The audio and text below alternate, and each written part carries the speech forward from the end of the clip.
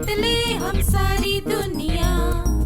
बीच हमें आज बोने दो, रोज उसे थोड़ा बढ़ने दो। छू लेंगे आकाश हम, मन के विचार हकीकत बने। सिद्धि फल से आनंद देंगे, कोशिश कर बढ़े, सोच बुलंद करे।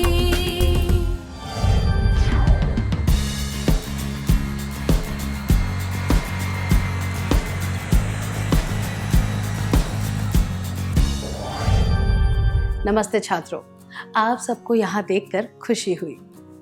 पिछले सत्र में हमने सीखा था कि टीम कैसे बनती है और टीम के काम को असरदार बनाने के लिए क्या करना चाहिए। अब हम टीम के सदस्य और टीम नेता के गुणों पर ध्यान देंगे। पर उससे पहले हम एक खेल के द्वारा अलग अलग टीम बनाएंगे, जैसे कि हमने पिछले सत्र में किया था। इस डिब्बे में कुछ पर्चियां हैं और प्रत्येक पर्ची पर अलग अलग शब्द लिखे हुए हैं। आपको पढ़ना है कि आपकी पर्ची पर क्या लिखा है और उन व्यक्तियों को पहचानना है जिनके पास आपसे संबंधित शब्द हैं। संबंधित शब्दों वाले सभी व्यक्ति एक टीम बनाएंगे। उदाहरण के लिए, अगर आपकी पर्ची पर गुलाब लिखा है तो आपको उन सब व्यक्तियों को पहचानना है जिनकी पर्चियों पर फूलों के नाम लिखे हैं, जैसे कि कमल, चंपा, गेंदा इत्यादि। इसी तरह पर्चियों में अलग अलग प्रकार की चीजों के नाम लिखे होंगे। आपको उसके अनुसार अपनी टीम बनानी है। क्या आप खेल के लिए तैयार हैं?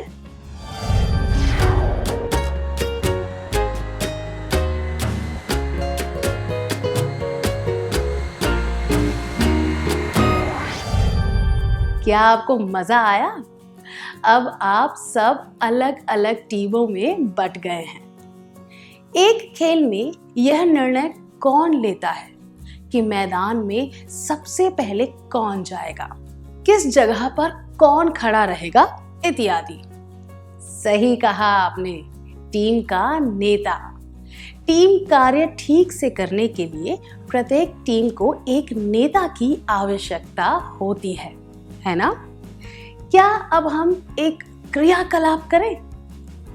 आपको यह बताना है कि अब तक आप जितनी भी टीमों के सदस्य रहे हैं, उनमें से आपका सबसे प्रिय नेता कौन है और क्यों है? क्या दो विद्यार्थी स्वेच्छा से आगे आकर अपने अनुभवों के बारे में सबको बताएंगे?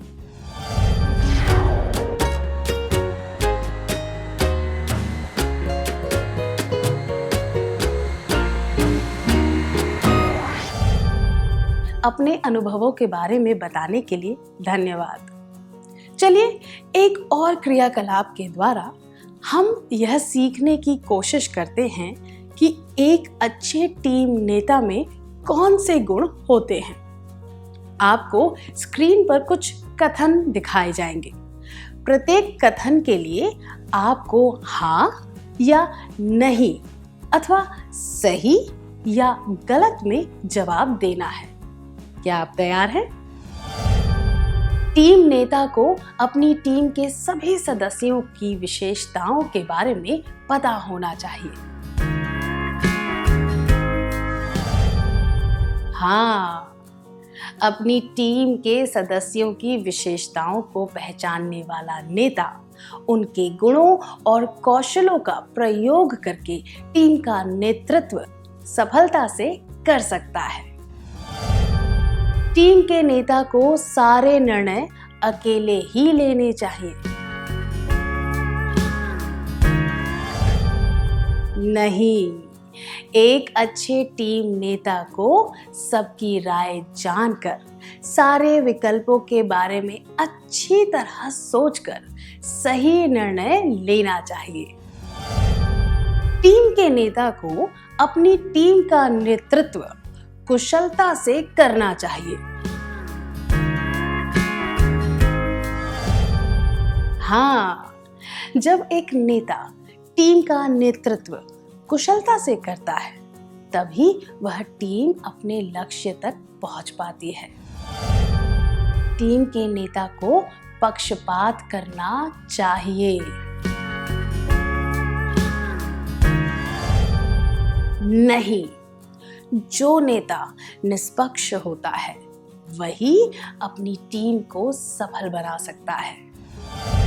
टीम का नेता सुलभ होना चाहिए, जिससे सब मिलकर बात कर सके।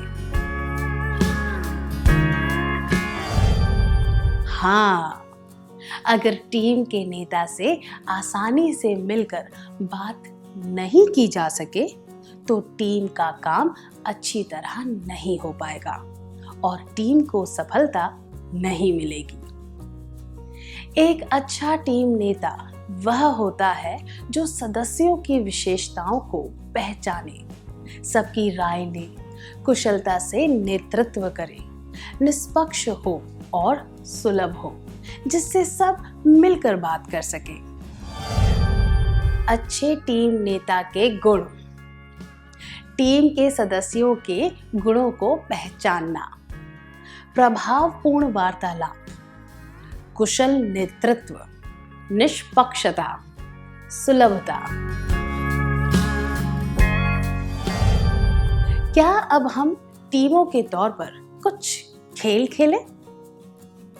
सबसे पहले प्रत्येक टीम को एक गोला बनाकर खड़े होना है।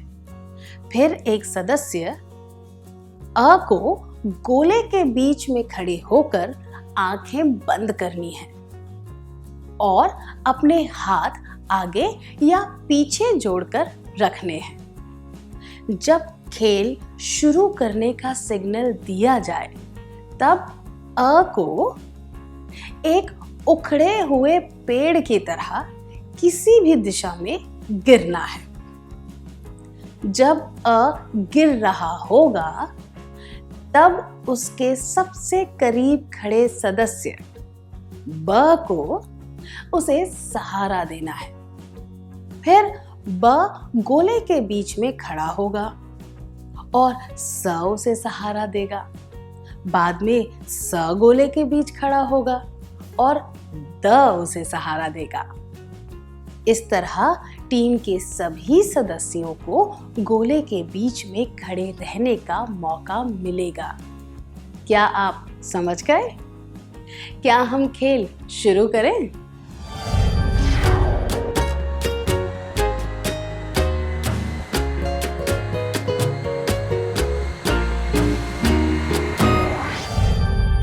क्या यह रोचक था? गिरते वक्त आप में से कुछ लोगों ने अपनी आंखें बिल्कुल बंद कर ली थी। डर की वजह से आधी आंखें बंद ही की थी। आंखें खुली रखी थी। आंखें खोलकर भी गिरने में हिचकिचाहट दिखाई।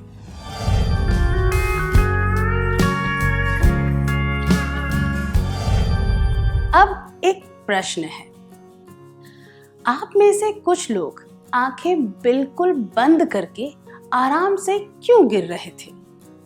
क्या हम एक क्रियाकलाप के द्वारा यह जानें? स्क्रीन पर टीम के सदस्यों के गुण बताते हुए शब्द दिखाए जाएंगे। उन शब्दों के अक्षरों का क्रम उल्टा पुल्टा होगा। आपको सही क्रम में अक्षरों को लगाकर शब्द पहचानने हैं, ठीक है?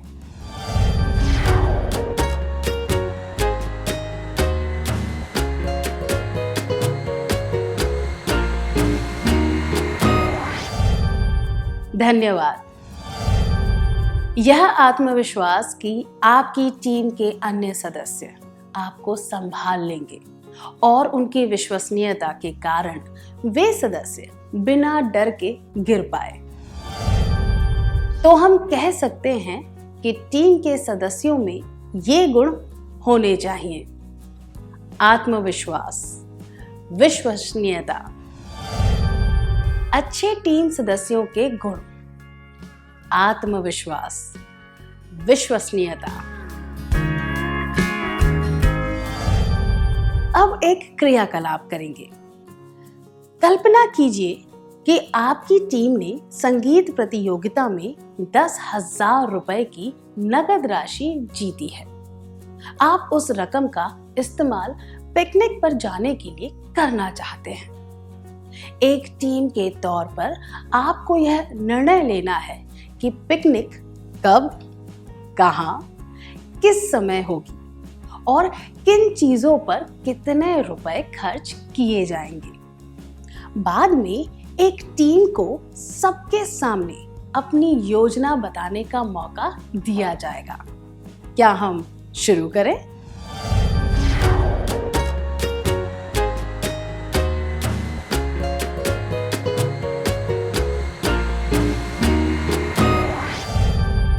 बहुत बढ़िया था।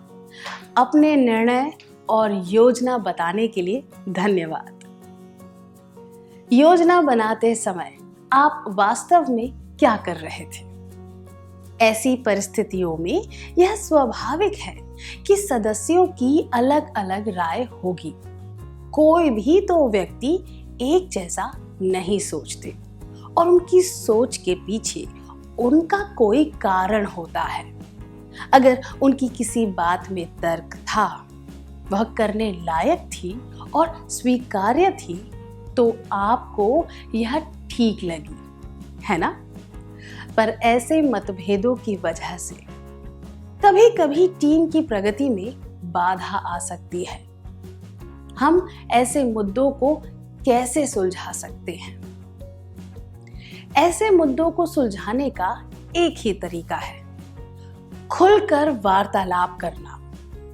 अगर टीम के सदस्यों के बीच कोई गलतफहमी या मतभेद हो जाए तो उसे दूर करने का सबसे अच्छा तरीका है उस बारे में बात करना। जिन लोगों के बीच मतभेद हो, उन सभी को अपनी बात स्पष्ट रूप से समझाने का मौका दिया जाना चाहिए।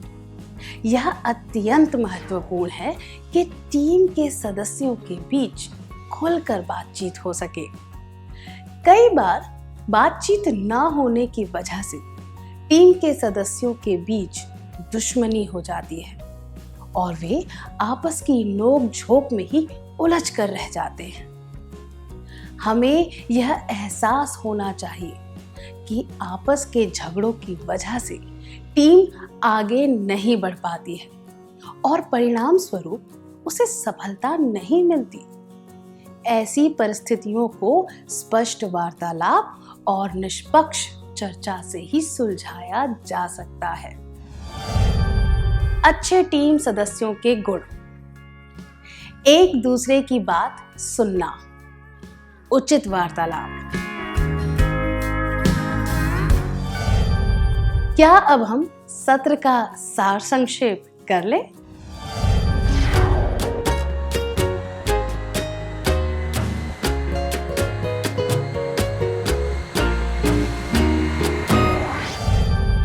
अच्छे टीम नेता के गुण: टीम के सदस्यों के गुणों को पहचानना, प्रभावपूर्ण वार्तालाप, कुशल नेतृत्व, निष्पक्षता, सुलभता। अच्छे टीम सदस्यों के गुण: आत्मविश्वास, विश्वसनीयता, एक दूसरे की बात सुनना, उचित वार्तालाप।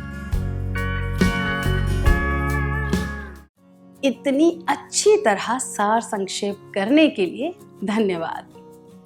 क्या अब हम थोड़ा गृह कार्य लिख लें ताकि ये बातें हमें अच्छी तरह याद रहें?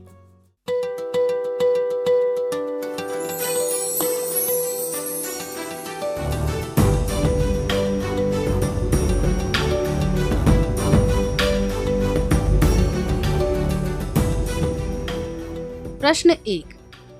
आप और आपके दोस्त विज्ञान के प्रोजेक्ट के लिए कुछ वैज्ञानिक चित्र बना रहे हैं। आपके करीबी मित्र की तुलना में टीम के एक सदस्य की लिखावट साफ सुथरी और कलात्मक है। आप टीम के नेता हैं। आप क्या करेंगे? जवाब: 1। जिसकी लिखावट सुंदर है, मैं उसे ही यह काम दूंगा या दूंगी। 2. मैं यह काम अपने करीबी मित्र को दूंगा या दूंगी। 3. मैं उलझन में पड़ जाऊंगा या पड़ जाऊंगी। प्रश्न 2. स्कूल के प्रकृति क्लब के लिए आपकी टीम को एक कार्यक्रम आयोजित करने की जिम्मेदारी दी गई है। सारे सदस्य इसी बारे में चर्चा कर रहे हैं। आप एक अच्छे वक्ता हैं, इसीलिए आपको विदाई समारोह में एक भाषण देने का काम दिया गया है। एक सदस्य जो हमेशा नई चीजें सीखना चाहती है, उसने समारोह के पुरस्कार वितरण में सूत्रधार का काम स्वेच्छा से लिया है। पुरस्कार समारोह में विशिष्ट अतिथि भी मौजूद होंगे, पर उस सदस्य ने यह काम पहले कभी नहीं किया है, इसीलिए टीम के अन्य सदस्य उसे सूत्रधार का काम सौंपने से हिचकिचा रहे हैं। आप क्या करेंगे? जवाब: 1. मैं चुप रहूंगा या रहूंगी और कोई टिप्पणी नहीं दूंगा या दूंगी। 2. अगर ज्यादातर सदस्य उसे यह काम सौंपने में हिचकिचा रहे हैं, तो मुझे भी उसे यह काम देने में हिचकिचाहट होगी। 3. थोड़े प्रशिक्षण और अभ्यास से वह सूत्रधार बन पाएगी और मैं उसे अच्छी तरह सिखाऊंगा या सिखाऊंगी।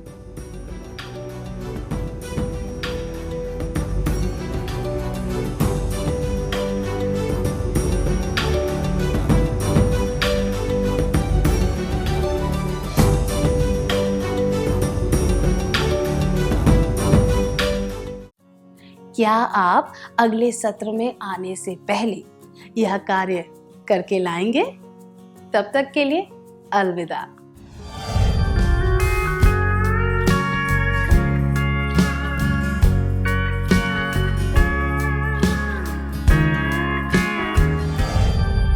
नमस्ते छात्रों, क्या हम जवाबों के बारे में चर्चा करें?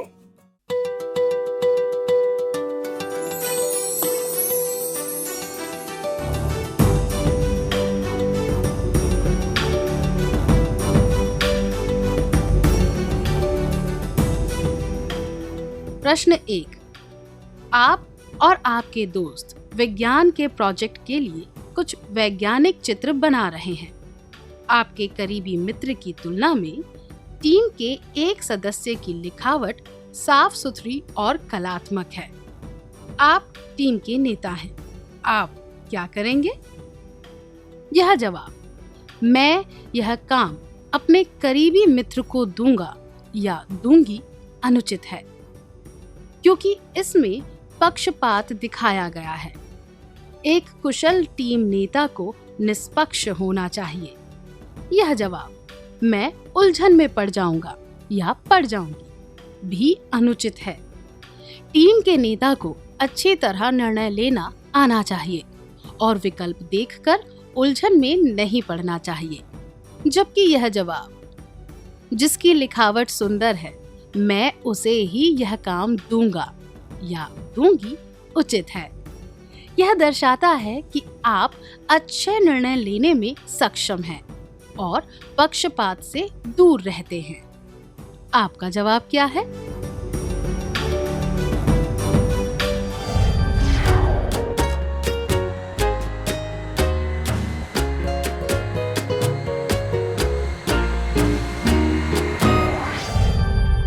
प्रश्न 2.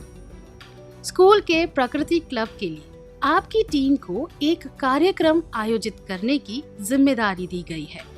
सारे सदस्य इसी बारे में चर्चा कर रहे हैं। आप एक अच्छे वक्ता हैं, इसीलिए आपको विदाई समारोह में एक भाषण देने का काम दिया गया है। एक सदस्य जो हमेशा नई चीजें सीखना चाहती है, उसने समारोह के पुरस्कार वितरण में सूत्रधार का काम स्वेच्छा से लिया है। पुरस्कार समारोह में विशिष्ट अतिथि भी मौजूद होंगे, पर उस सदस्य ने यह काम पहले कभी नहीं किया है, इसीलिए टीम के अन्य सदस्य उसे सूत्रधार का काम सौंपने से हिचकिचा रहे हैं। आप क्या करेंगे? यह जवाब मैं चुप रहूंगा या रहूंगी और कोई टिप्पणी नहीं दूंगा या दूंगी अनुचित है, क्योंकि चर्चा में भाग न लेना टीम के सदस्य के रूप से अस्वीकार्य व्यवहार है। यह जवाब अगर ज्यादातर सदस्य उसे यह काम सौंपने में हिचकिचा रहे हैं तो मुझे भी उसे यह काम देने में हिचकिचाहट होगी भी अनुचित है। यह दर्शाता है कि आप आंखें मूंद कर दूसरों की राय मान रहे हैं और परिस्थिति का विश्लेषण ठीक से नहीं कर रहे हैं। टीम में यह व्यवहार सही नहीं है, जबकि यह जवाब थोड़े प्रशिक्षण और अभ्यास से वह सूत्रधार बन पाएगी और मैं उसे अच्छी तरह सिखाऊंगा या सिखाऊंगी उचित है। यह दर्शाता है कि आप अपने टीम के सदस्य पर विश्वास करते हैं, उसे सशक्त करना चाहते हैं और कार्य को पूरा करने के लिए उचित प्रयास कर रहे हैं। ये कुशल टीम कार्य की निशानियां हैं। आपका जवाब क्या है?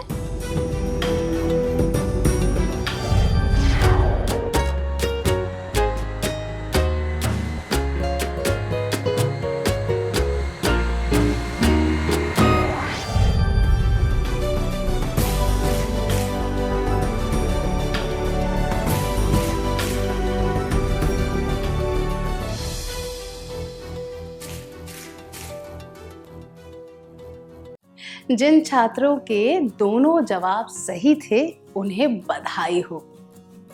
क्या अब हम अगला सत्र शुरू करें?